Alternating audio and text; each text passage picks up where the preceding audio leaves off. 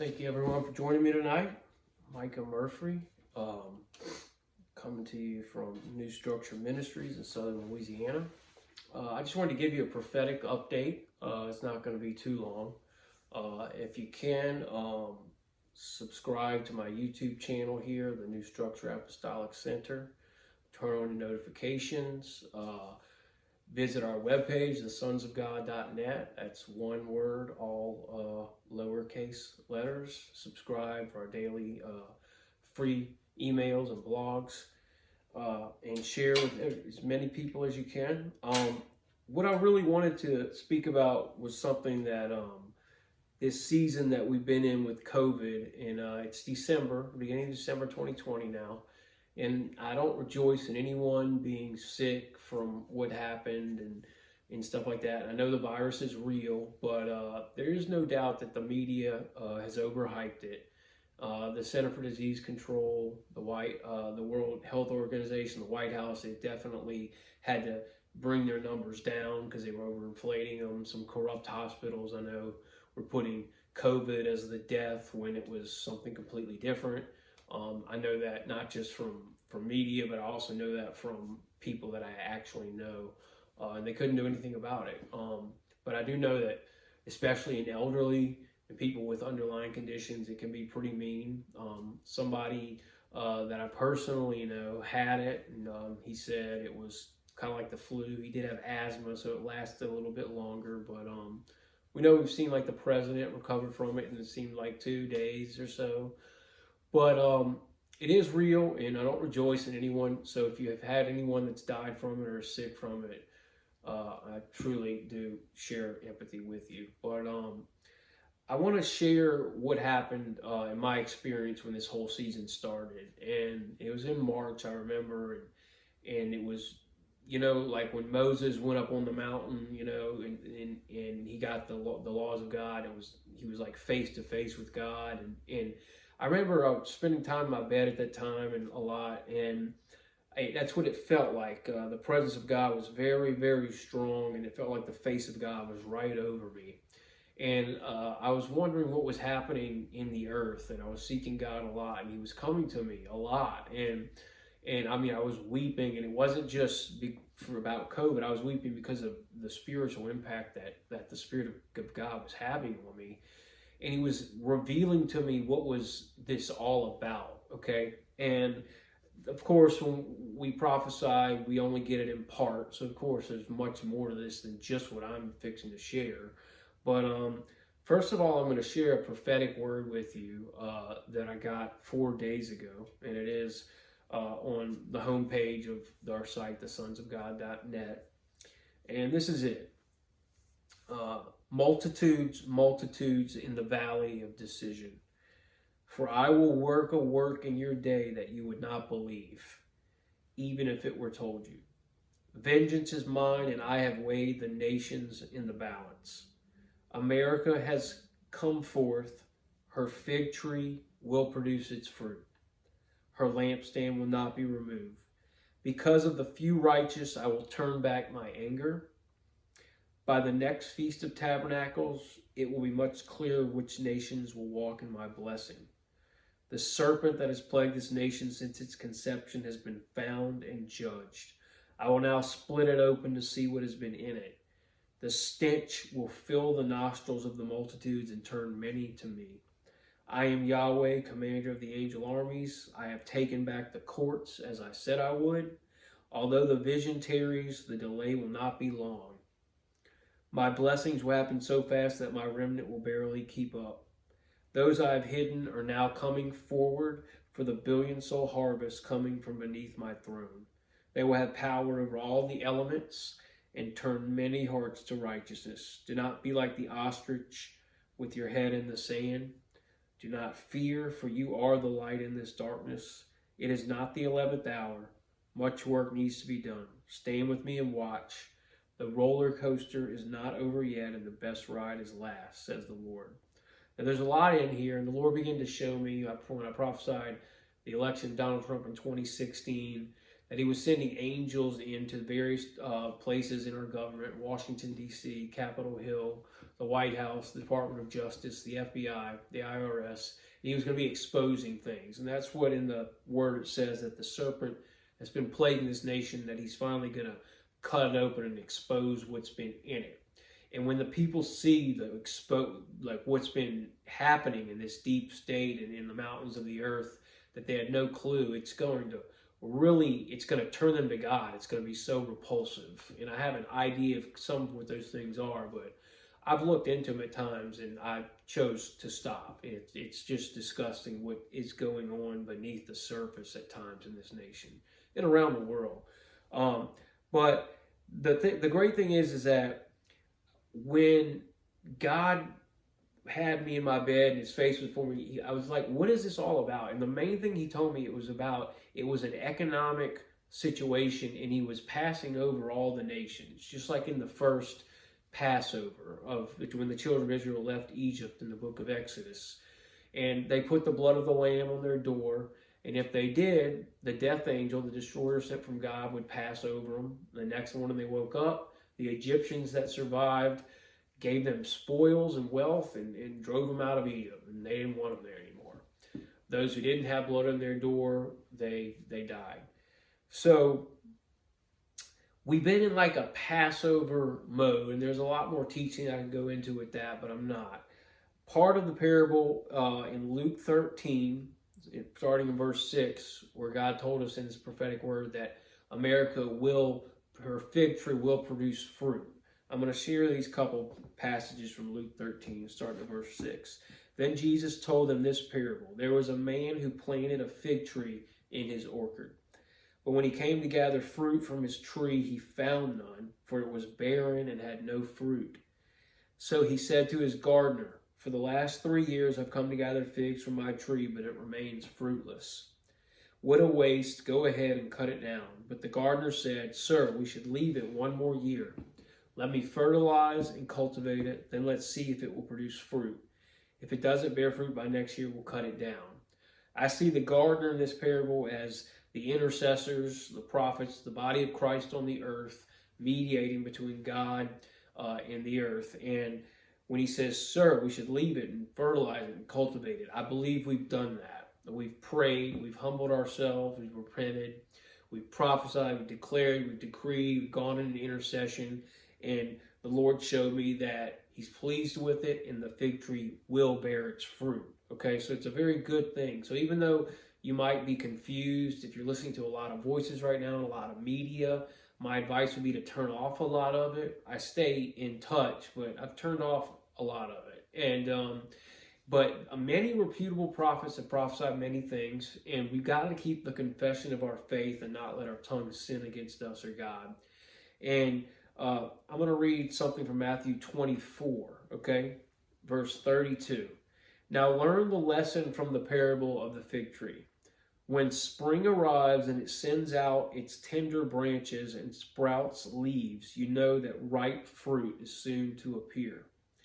So it will be with you, for when you observe all these things taking place, you will know that he is near, even at the door. I assure you, the end of this age will not come until all I have spoken comes to pass. The earth and sky will wear out and fade away before one word I speak loses its power or fails to accomplish its purpose. What I see in this is that the fig tree that the Lord said will bear its fruit, America will bring forth her fruit like the fig tree, means that Jesus is here, he's near, he says, even at the door. Okay, so the veil between heaven and earth right now of Jesus coming down is nearer than it has ever been. You can sense it. If you're a follower of Christ, a disciple of Christ, you know, you can sense the veil's thin and he's near in him and his kingdom. Okay? I also want to read from Matthew 25 because this was where, starting verse 32, the Lord began to show me in March at the beginning when I would weep and I was asking him what was going on.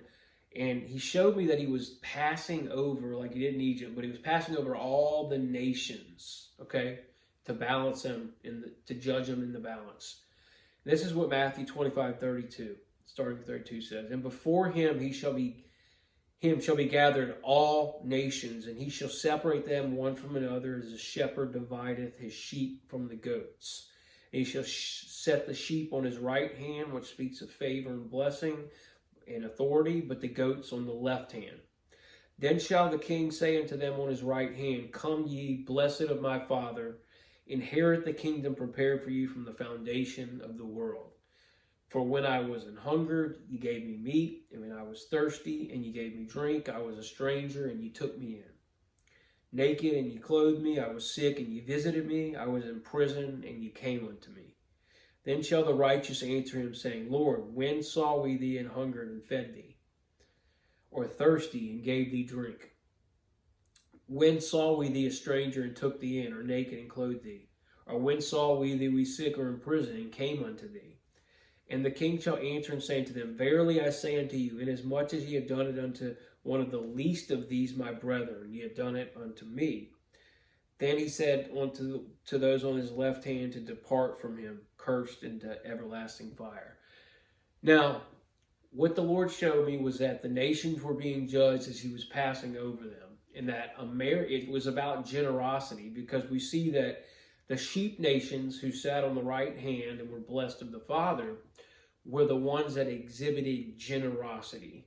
Whenever the people were hungry, they fed them. Whenever they needed clothing, they gave them clothes. They needed a place to sleep, they gave them a place to sleep. And so that's how he determined who was the blessed sheep nations against who was the cursed on the left. Those who didn't feed, who didn't clothe.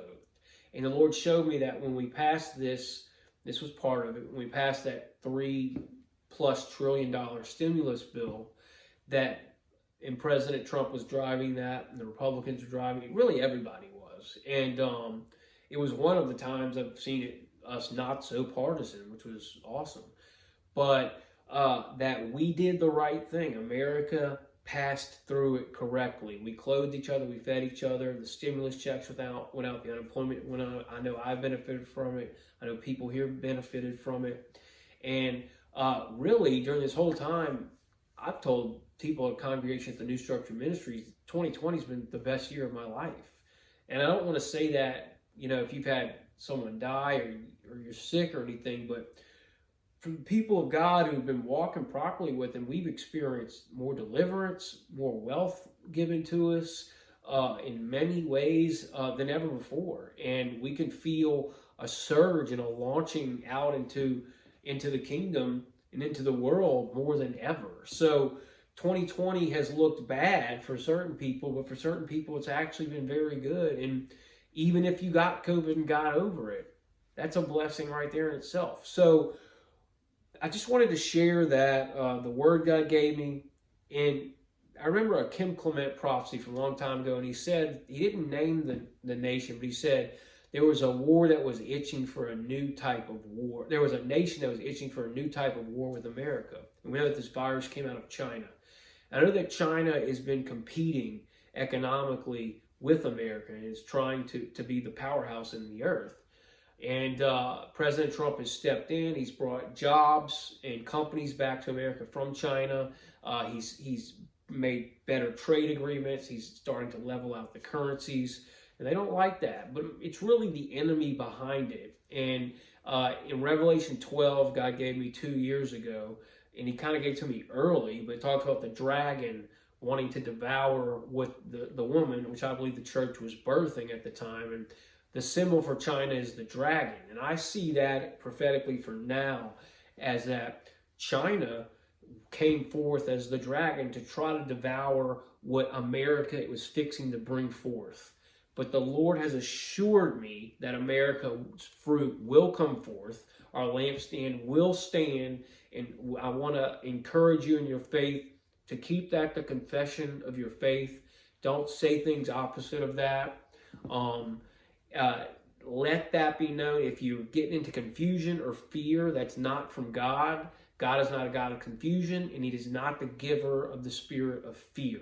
Okay? If media outlets or you're listening to a lot of voices, differing voices, that are causing confusion or fear, I would advise you to stop and just see what you need to see.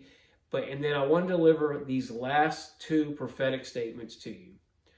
One, the Lord showed me, and I don't have a time frame, but Nancy Pelosi, and I don't hate this woman in any way. I don't hate anyone, but Nancy Pelosi will no longer be Speaker of the House. So she is coming down at some point. I cannot tell you when, but she's coming down.